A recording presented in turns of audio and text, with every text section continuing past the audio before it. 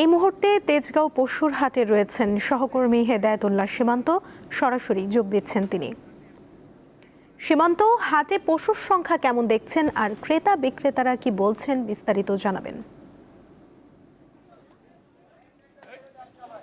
সুমনা, আগামী বৃহস্পতিবার ঈদুল আজহা, যার কারণে এরই মধ্যে রাজধানীর 26টি পশুর হাট রয়েছে, সেটিতে গরু আসতে শুরু করেছে। আমরা সকাল থেকে দেখেছি বিভিন্ন হাটে সেই গরু এখনও আসছেন ট্রাকে ট্রাকে। আমি এখন তেজগাঁও যে হাটটিতে আসি সেখানেও অসংখ্য গরু উঠেছে, কিন্তু বেচা বিক্রি তেমন জমে ওঠেনি। বিক্রেতারা বলছেন তাদের যে এখন পর্যন্ত যারা 3-4 দিন হয়ে গেল, কারো একটি কারো দুটি এভাবেই গরু বিক্রি হয়েছে, যার কারণে তারাও একটু হতাশায় আছেন। তবে কয়েকদিন অর্থাৎ আগামী সোমবার থেকে বেচা বিক্রি পুরোদমে জমে উঠবে, তারা আমাদেরকে এমনটি বলেছিলেন।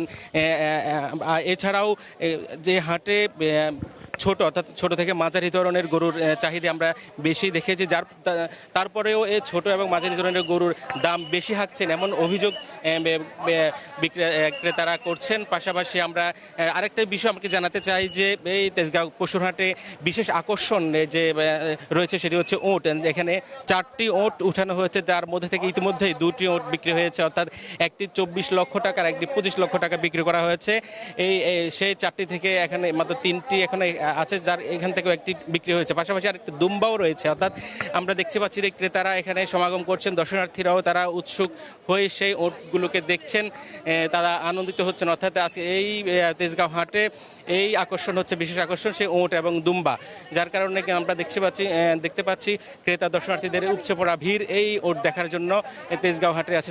এছাড়াও আমি যদি একটু গরুর কথা বলতে গেলে, বড় ধরনের গরু যেগুলো সেগুলোর দাম নাগালের মধ্যে আছে ক্রেতারা বলছেন, কিন্তু মাঝারি থেকে ছোট গরুগুলাই একেবারে বেশি দাম হাঁকছেন বিক্রেতারা। তারা বলছেন যে এবারের কোরবানির ঈদে ভারত থেকে কোনো গরু না আসে, এবং কি গরুর যে গোখাদ্য দাম বেশি হওয়ায় তাদের খরচও বেশি হচ্ছে, যার কারণ তারা দামও সেই বেশি করে হাঁকছেন। তারপরেও তারা শেষ পর্যন্ত দেখবেন, অর্থাৎ সোমবার থেকে ক্রেতা সমাগম বাড়বে এবং কি